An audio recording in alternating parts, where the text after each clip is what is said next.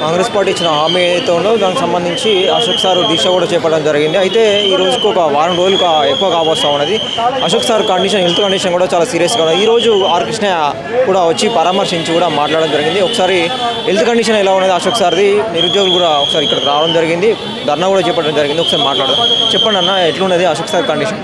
నమస్తే అన్న, నా పేరు దామోదర్ రెడ్డి. ముందుగా ఒక వ్యక్తి 10 రోజుల నుంచి అమర నిరాహార దీక్ష చేయడం అనేది మామూలు విషయం కాదు. ఎందుకంటే మనం ఒక పూట తినుకుంటున్న ఎట్నో చేతగానట్టు బీపీ అన్నట్టు అనిపిస్తుంది. కానీ ఒక వ్యక్తి నిరుద్యోగ కోసం ఉద్యోగ నోటిఫికేషన్ కోసం 10 రోజుల నుంచి ఇంత ఘనంగా ఇబ్బంది పడతా ఉన్నారంటే కనీసం విద్యార్థులకు నిరుద్యోగులకు ఇప్పటికైనా మేల్కొని అశోక్ సార్కి మద్దతుగా ఉండి ఇప్పటికైనా సరే బయటకు వచ్చి మన ఉద్యోగాల కోసం మన హక్కుల కోసం పోరాడాలని చెప్పేసి మేము కోరుతా ఉన్నాం. ఎందుకంటే అన్న, అంతకుముందు గతంలో ఉన్నప్పుడు 10 సంవత్సరాల క్రితం కాంగ్రెస్ వచ్చి బీఆర్ఎస్ ఏదైతే తప్పు చేసిందో ఇప్పుడు వచ్చిన 2 సంవత్సరాలకు కాంగ్రెస్ కూడా అదే తప్పు చేసింది.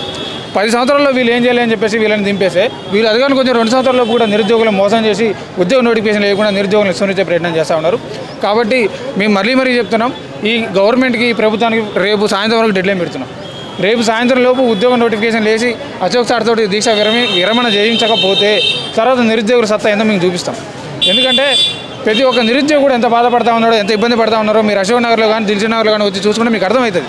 కాబట్టి నిరుద్యోగులందరూ కూడా తక్షణమే అవసరమైతే ఉస్మానియా జనరల్ హాస్పిటల్ దగ్గరకు వచ్చి అశోక్ సార్కి మద్దతు ఉండాల్సిన కోరుతా ఉన్నాం. అలాగే ఇక్కడ మేము చెప్పింది ఏంటంటే, మేము ఇక్కడ ప్రతి ఒక్క నిరుద్యోగి కూడా అశోక్ నగర్లో తీసుకుని చదువుతున్నాం. వాస్తవానికి మా చేతిలో పెన్ను ఉంటుంది, కానీ ఈ ప్రభుత్వం పెట్టే బాధలు మాకు కూడా గన్న పట్టుకోబోతుంది. నక్సలైట్లు చేరిపోయి ఈ ప్రభుత్వం మీద ఎప్పుడప్పుడు మన మీద బర్ర కాల్చి అవతల పడైపోతుంది. ఎందుకంటే అంత వీళ్ళ గెలుపు కోసం మేము అంతగానో కష్టపడితే వీళ్ళు మమ్మల్ని పట్టించుకోకుండా నిరుద్యోగులను విస్మరించి వాళ్ళకి ఇష్టం వచ్చినట్టు వాళ్ళు చెప్పుకుంటే అసలు వీళ్ళు అధికారంలో ఉన్న మంత్రులు వీళ్ళు అసలు చదువుకురా లేదా ఏమర్థం కాని పరిస్థితి అన్న. ఎందుకంటే ఒకసారి 65,000 అంటే ఇది మన దృష్టి సినిమాలో కాక వెంకటేష్ ఉంటుంది, మనం ఆ రోజు సాయిబాబా గుడికి పోలేదు, మన ప్రవచనం చదవలేనట్టు ఎవరు చూసినా అదే వంత పాట పడుతూ ఉన్నారు. ఎవరు చూసినా 65,000 ఉద్యోగాలు భర్తీ చేసినాం, ఇప్పుడు కొత్త ఉద్యోగాలు ఇవ్వడానికి వెళ్ళి ఆల్రెడీ 65,000 ఉద్యోగాలు భర్తీ చేసి చెప్తా ఉన్నారు. మీరు నిజంగా లీడర్లు కావచ్చు, ప్రతిసారి ధర్నా చేపట్టినా కానీ మీరు ముట్టడి చేసినా కానీ వీళ్ళకి వచ్చి మీ దగ్గర చిక్కడపల్లి లైబ్రరీకి వచ్చి కలవడం కానీ, బయట ధర్నా చేసినప్పుడు వచ్చి మాట్లాడడం కానీ, నెక్స్ట్ మంత్ శుభవార్త అయిపోతున్నాం అని ఇట్లాంటి వ్యాఖ్యలుగా చేయడం కానీ, మళ్ళీ తర్వాత దాన్ని పట్టించుకోకపోవడం కానీ, ఎందుకు ఇట్లా చలనం లేకుండా పోతుంది? ఎందుకంటే అన్న, అంతకుముందు ఇప్పుడు కాంగ్రెస్లో కొంతమంది ఎవరైతే పెద్దలు ఉన్నారో వాళ్ళకి మామూలుగా నిరుద్యోగులే ఉన్నారు. ఇప్పుడు కాంగ్రెస్ ప్రభుత్వం వచ్చిన తర్వాత వాళ్ళకి పదవులు వచ్చినాయి. వాళ్ళకి పదవులు వచ్చిన తర్వాత పెదవులు మూసుకున్నారు. అలాగే ఇక్కడ చిక్కడపల్లి లైబ్రరీ గురించి ఒకటి చెప్పాలి.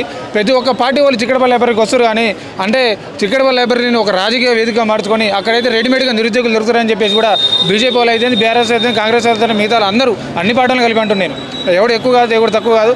ఇక్కడ మేము కొట్లాడేది మా సమస్య మీద అన్న. ఇక్కడ మేము ఏ పార్టీకి వ్యతిరేకం కాదు, ఏ పార్టీ కూడా అనుకూలం కాదు. ఇక్కడ మేము కొట్లాడేది సమస్య మీద.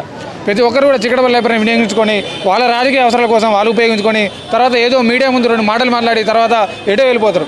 ఇప్పుడు ఈరోజు నిరుద్యోగుల కోసం అశోక్ సార్ దీక్ష చేస్తున్నాడు. ఇవాళ చిక్కడపల్లి లైబ్రరీకి బీజేపీ వాళ్ళు వచ్చారు, మరి వాళ్ళు ఎందుకు చేయరు? 2 రోజులు వాళ్ళు దీక్ష కూర్చుంటే అయిపోతుంది కదా. బీఆర్ఎస్ వాళ్ళు ఉన్నారు, వాళ్ళు కూడా 2 రోజులు దీక్ష కూర్చోండి. మేము కూడా చిక్కడపల్లి లైబ్రరీ నుంచి 100 మంది వచ్చి మీకు దీక్షకు మద్దతు కూర్చుంటాం. కానీ ఆ పని చేయరు. మీడియా అటెన్షన్ కావాలి. ఎందుకంటే ఇప్పుడు రాష్ట్రంలో ఏదైతే ఫోకస్ పడుతుందో అక్కడ రావాలి, మీడియా అటెన్షన్ కావాలి. మేము ఏదో చేస్తున్నాం, వీళ్ళకి మద్దతుగా ఉందని చెప్పేసి పైకి ఏదో అభూత కల్పడానికి చేస్తున్నారు, కానీ వీళ్ళు కూడా చేసేది ఏమీ లేదు. కానీ ఇంత ఘనంగా 10 రోజుల నుంచి కూడా ఒక వ్యక్తి అమరం దీక్ష చేస్తున్నాను, కానీ ఈ ప్రభుత్వం నుంచి ఎటువంటి చలనం లేదంటే ఇంతవరకు మరి ఈ ప్రభుత్వం ఉన్నదా, పోయిందా, చచ్చిపోయిందా ఎటు అర్థం కావట్లేదు. ఎన్నికలను దృష్టిలో పెట్టుకొని కూడా మీరు బస్సు యాత్ర కూడా చేపడతా అన్నారు. సో దానికన్నా ముందు నిరాహార దీక్ష చేపట్టారు కదా. సో అంటే యాత్ర కంటే ముందు ఇది ఎందుకు చేపట్టారు? ఎందుకంటే ఒకవేళ స్థానిక సంస్థ ఎలక్షన్ నోటిఫికేషన్ వస్తే మళ్ళీ ఉద్యోగ నోటిఫికేషన్ కష్టమైంది అని చెప్పేసి కూడా అశోక్ సార్ కూడా మేము వాస్తవానికి వద్దనే చెప్పినాం. సార్ మీ ఆరోగ్య పరిస్థితి కూడా బాగాలేదు, కొంచెం షుగర్ లెవెల్స్ కూడా మీకు ఇబ్బందిగా ఉందని చెప్పినాం. అయినా కానీ సార్ వినకుండా లేదు, ఉద్యోగుల కోసం నేను పోరాడుతూ ఉన్నా, ఉద్యోగ నోటిఫికేషన్ వచ్చేంత వరకు నేను పోరాడుతూనే ఉంటానని చెప్పేసి కూడా వారు కూడా ఈరోజు సుమారు 10 రోజుల నుంచి కూడా దీక్ష చేస్తూ ఉన్నారు. కనీసం ఇప్పటికైనా సరే ఈ ప్రభుత్వం మేల్కొని కనీసం ప్రెస్ మీట్ ఏదో పెట్టో కనీసం ఉద్యోగ నోటిఫికేషన్ కూడా సుమారు మీరు ఆ రోజు రేవంత్ రెడ్డి గారు ప్రెస్ క్లబ్లో బిస్వాల్ కమిటీ 2 లక్షల ఉద్యోగాలు ఖాళీ ఉన్నాయని చెప్పినారు. ఆ 2 లక్షల ఉద్యోగాలు ఇప్పుడు అవపడలేదా? అధికారులకు వచ్చిన తర్వాత ఒక మాట, ప్రతిపక్షంలో ఉన్నప్పుడు ఒక మాట. కాబట్టి ఖబర్దార్ రేవంత్ రెడ్డి చెప్తా ఉన్నాం, తక్షణమే ఉద్యోగ నోటిఫికేషన్ విడుదల చేయండి. ఈ లోపు ఉద్యోగ నోటిఫికేషన్ విడుదల చేసి అశోక్ సార్తో దీక్ష విరమింపని చేయకపోతే మాత్రం రేపు సాయంత్రం లోపు నిరుద్యోగులు అందరం మేము చూపిస్తాం. అసెంబ్లీ అయితే అసెంబ్లీ, గాంధీ భవన్ అయితే గాంధీ భవన్, సెక్రటరీ సుమారు 1,00,000 మంది అన్ని ముట్టడిచ్చే ప్రయత్నం చేస్తారు. హైదరాబాద్ మొత్తం ముట్టడిస్తామని చెప్తా ఉన్నా. ఇంకో విషయం కూడా చెప్తా ఉన్నా, నిరుద్యోగులారా ఇప్పటికైనా మేల్కోండి. సమస్య మనది, ఉద్యోగ నోటిఫికేషన్ కావాల్సింది మనం. కాబట్టి ఇప్పటికైనా సరే స్టడీ హాల్ ఉన్న వాళ్ళు కానీ ఊర్లో ఉన్న వాళ్ళు అందరూ బయటకు వచ్చి ప్రయత్నం చేయండి. ఎందుకంటే రోడ్ల మీదకి వస్తేనే సమస్య తీరుతుంది. ఎందుకంటే ఈ కాంగ్రెస్ ప్రభుత్వం గురించి మనకు తెలిసిన ముచ్చటే 60 సంవత్సరాల నుంచి తెలంగాణ ఉద్యమం కోసం పోరాడుతున్న ఈ కాంగ్రెస్ వాళ్ళు కదలలే మెదలే వీళ్ళకి ఊలుకుంటుంది సోయి ఉండదు. కాబట్టి 2 సంవత్సరాలు వచ్చిన తర్వాత ఇంతగానో అశోక్ సార్ చేస్తున్న పట్టించుకోవడం మాకు లేదు. కాబట్టి నిరుద్యోగులు అందరూ బయటికి రావాలి ఖచ్చితంగా. కాబట్టి నిరుద్యోగులు బయటకు వచ్చి అశోక్ సార్ను కూడా పట్టించుకోవాల్సిన అవసరం మన మీద ఉంది. కాబట్టి తక్షణమే ప్రభుత్వం ఉద్యోగం నోటికి విడుదల చేయాలని చెప్పేసి డిమాండ్ చేస్తాం. మల్లన్న గారు మళ్ళీ ఏమైనా కలిసి ప్రయత్నం చేసిరా? పార్టీ పెట్టారు కాబట్టి మర్చిపోయినా అసలు దొంగని మర్చిపోయినాం మేము. సారీ, మీరు కూడా క్షమించాలి. ఎందుకంటే అసలు దొంగ తీర్మానం మళ్ళీ అని చెప్పేసి ఒక దొంగ ఉన్నాడు. ఆయన గ్రాడ్యుయేట్ ఎమ్మెల్సీ మీద గెలిచి మా నిరుద్యోగులు ఓట్లేసి ఉపాధ్యాయులు ఓట్లేసి గెలిచి ఈరోజు ఆయన ఏదో బీసీ రాజాధికారి అని చెప్పేసి పార్టీ పెట్టినాడు. సరే, మీరు దానికి వ్యతిరేకం కాదు. వాస్తవానికి నిరాహారదీక్ష చేయాల్సింది నువ్వు, తీర్మానం వల్ల వాస్తవానికి నిరాహారదీక్ష చేయాల్సింది ఆయన. ఎందుకంటే మా నిరుద్యోగుల ఓట్లతోటి ఉద్యోగుల ఓట్లతో గెలిచింది కాబట్టి గ్రాడ్యుయేట్ ఎమ్మెల్సీగా నువ్వు అధికారంలో ఉన్నావు కాబట్టి ఎమ్మెల్సీ ఉన్నావు కాబట్టి ఆ దద్దమ్మ ఈరోజు క్యూన్యూ దగ్గర ఉండవు ఎక్కడున్నా కనీసం అశోక్ సార్ దగ్గరకు వచ్చి పలకరించే పరిస్థితిలో కూడా ఉన్నాడు. ఏమంటే బీసీ రాజ్యాధికారం అంటాడు, అదంటాడు ఇదంటాడు. ఫస్ట్ నీ దగ్గర ఎన్ని కోట్లునే బయట చెప్పు. కాబట్టి నువ్వు దీక్ష కూర్చో. ఎందుకంటే నిరుద్యోగుల తరపున నిరుద్యోగుల ప్రతినిధిగా నువ్వు ఉన్నావు కాబట్టి మేము గెలిపించినావు కాబట్టి వాస్తవానికి తీర్మానం వల్ల దీక్ష కూర్చోవాలని చెప్పేసి కూడా మేము సభాముఖంగా డిమాండ్ చేస్తూ ఉన్నాం. అలాగే కాంగ్రెస్లో ఉన్న వాళ్ళు పెద్దవాళ్ళు సరే ఎవరైనా సరే ఏదైనా సరే కనీసం సార్ ఆరోగ్య పరిస్థితిని దృష్టిలో ఉంచుకొని ఇప్పటికైనా సరే మీరంతా పూనుకొని ఒకసారి మాట్లాడుకొని పోలీస్ నోటిఫికేషన్ కానీ గ్రూప్స్ నోటిఫికేషన్ కానీ ఏ నోటిఫికేషన్ సరే, ఎందుకంటే వీళ్ళు వచ్చిన దగ్గర నుంచి కూడా అల్లకల్లోగా ఉంది. వాస్తవానికి వీళ్ళు వస్తే ఏదో మా బతుకులు మాడతాయి, మా జీవితాలు మాడతాయి అని చెప్పేసి కూడా ఏదో ఇన్ని రోజుల నుంచి అనుకున్నాం. కానీ ఇప్పటికి కూడా మా బతుకులు నిరుద్యోగులు ఉన్న రోడ్ల మీద కూర్చున్నాయి. అన్న ఇక్కడ ఏం జరుగుతుందంటే వాస్తవానికి నిరుద్యోగుల పరిస్థితి ఏమైందంటే అక్కడంతా ఇక్కడ పడుతున్నాయి, ఇక్కడంతా అక్కడ పడుతున్నాం. గత 10 సంవత్సరాల క్రితం బీఆర్ఎస్ మోసం చేసిందని చెప్పేసి కాంగ్రెస్ పార్టీ దగ్గర పోయినాం. ఇప్పుడు కాంగ్రెస్ పార్టీ మోసం చేసిందని చెప్పేసి కొంతమంది బీఆర్ఎస్ పార్టీ దగ్గర పోతారు. ఇప్పుడు వీళ్ళు మోసం చేసినని చెప్పేసి మళ్ళీ పాత దొంగని గెలిపించుకుందామా అంటే ఇట్లా ఇక ఎన్ని రోజులు నాకు అర్థం కావట్లేదు. ఇప్పుడు వాడు దొంగ వీడు దొంగ మీ ఎవరిని సపోర్ట్ చేయలేదు ఎవడం అనట్లేదు. కాబట్టి తక్షణం ఇంకొక వేరే అధికారం రావాలి. అవసరమైతే నిరుద్యోగులు అందరం కలిసి కూడా ఒక పార్టీ పెట్టాలి. నిరుద్యోగులు అందరం ముందుకు రావాలి.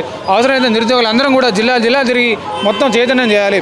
నేను ఇంకొక మాట కూడా చెప్తా ఉన్నా, జిల్లా గ్రంథాలయంలో ఉన్న నిరుద్యోగ అభ్యర్థులారా మీరు హైదరాబాద్లో రాని నిరుద్యోగులకు కూడా ఒకటి చెప్తా ఉన్నా, మీరు దయచేసి రేపు ఉదయం 8 గంటల నుంచి సాయంత్రం 8 గంటల వరకు అశోక్ సార్ అమరావతి దీక్షకు మద్దతుగా ఉదయం 8 గంటల నుంచి సాయంత్రం 8 గంటల వరకు మీరు కూడా దీక్ష కూర్చోండి.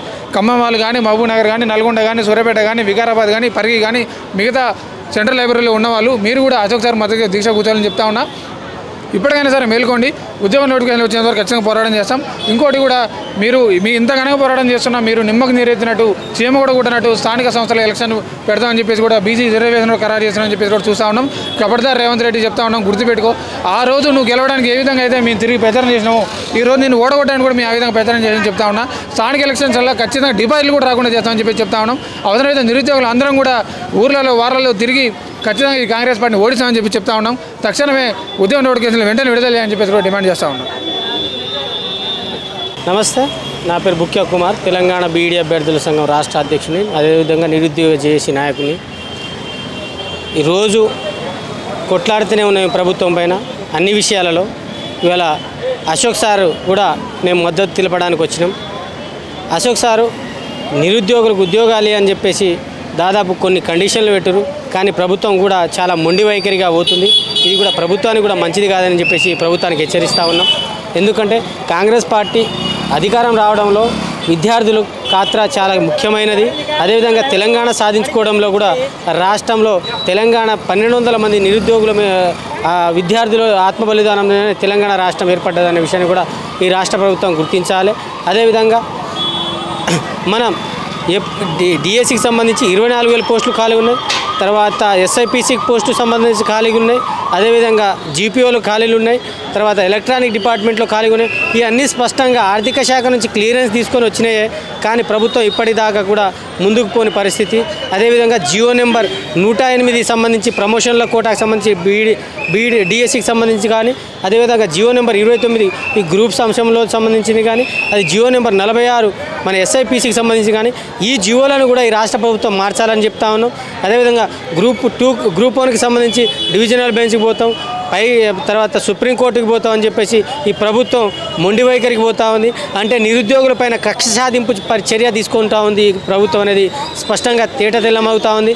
కాబట్టి రాష్ట్ర ప్రభుత్వానికి మేము హెచ్చరిస్తూ ఉన్నాం, దయచేసి ఈ జీవోలపైన ఈ తర్వాత నోటిఫికేషన్లపైన ప్రభుత్వం ఒక స్పష్టత ఎంత త్వరగా తీసుకుంటే అంత త్వరగా మంచిదనేసి అందులో భాగంగా ముఖ్యంగా ఇప్పుడు నేను చెప్పిన పోస్టులు సంబంధించి డిఎస్సికి సంబంధించి కావచ్చు, తర్వాత జీపీఓలకు సంబంధించి కావచ్చు, ఎస్ఐపిసికి సంబంధించి కావచ్చు, తర్వాత ఎలక్ట్రానిక్ డిపార్ట్మెంట్కి సంబంధించి కానీ పోస్టులు ఇప్పటికిప్పుడు రిలీజ్ చేసే అవకాశాలు ఉన్నాయి. కానీ మీరు ఎందుకు ఇంత లేట్ చేస్తూ ఉన్నదని చెప్పేసి ప్రభుత్వాన్ని అడుగుతా ఉన్నాం. మీ 2 నెలల కమిటీ ఎటుపోయింది? మరి ఆ కమిటీ రిపోర్ట్ ఏమొచ్చిందో ఇప్పుడు దాకా తెలియదా?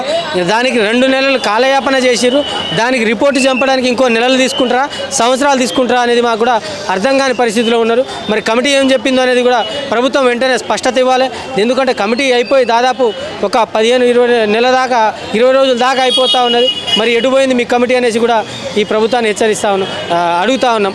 దయచేసి ప్రభుత్వం నిరుద్యోగులకు అన్యాయం చేయకండి. మరి ఊర్లలో మా తల్లిదండ్రులు ఊర్యాల కోసం కష్టపడతా ఉంటే ఉద్యోగాల కోసం మేము ఇక్కడ రోడ్లెంబడి తిరగాల్సిన పరిస్థితి, అక్కడ చెప్పుల లైన్ మా అమ్మ నాన్నలు కడతా ఉంటే మేము ఉద్యోగాలు కావాలని చెప్పేసి రోజు ఈ ప్రభుత్వాన్ని దృష్టి వెనకాల పడడం ముందుకు వెళ్తూ ఉన్నది. మరి దయచేసి ఈ ప్రభుత్వం ఉన్నదా లేదా అని కూడా ఈ రాష్ట్ర ప్రభుత్వం అర్థం చేసుకోవాల్సిన పరిస్థితి మనం అందరు గమనించాలి.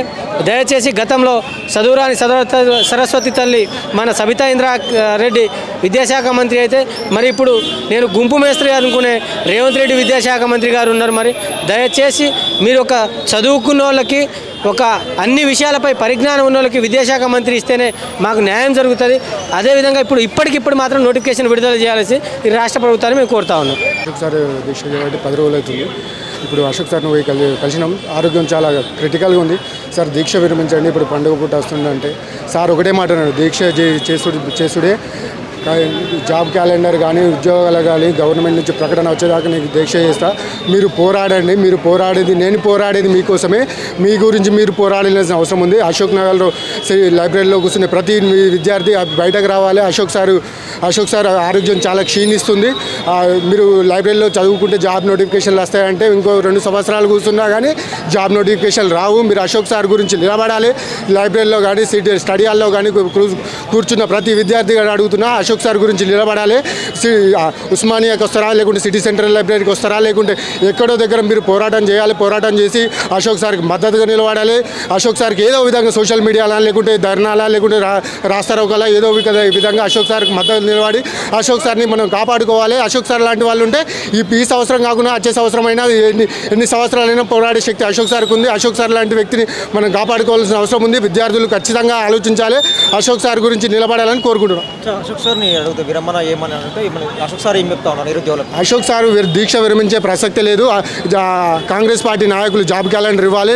మీరు పోరాడని నేను ఎన్ని రోజులైనా దీక్ష చేస్తా, మీకోసం ప్రాణాలైనా అర్పిస్తా అనే స్టేజ్లో ఉన్నాడు అశోక్ సారు. కానీ నిరుద్యోగులే నిమ్మకు నీరెత్తినట్టు స్టడీ హాల్లలో, కోచింగ్ సెంటర్లలో, సెంట్రల్ లైబ్రరీలో కుర్చీకి పరిమితమైతే మీకు ఉద్యోగాలు ఎట్లా వస్తాయి? మీకు నోటిఫికేషన్ ఏంది? ఎన్ని సంవత్సరాలు కూర్చుంటారు? ఖచ్చితంగా మీరు బయటకు రావాలి. బయటకు వచ్చి అశోక్ సార్ గురించి మద్దతుగా నిలవాలి. మద్దతు నిలిచి అశోక్ సార్ గురించి నిలబడాలని కోరుకుంటున్నాను. Thank you.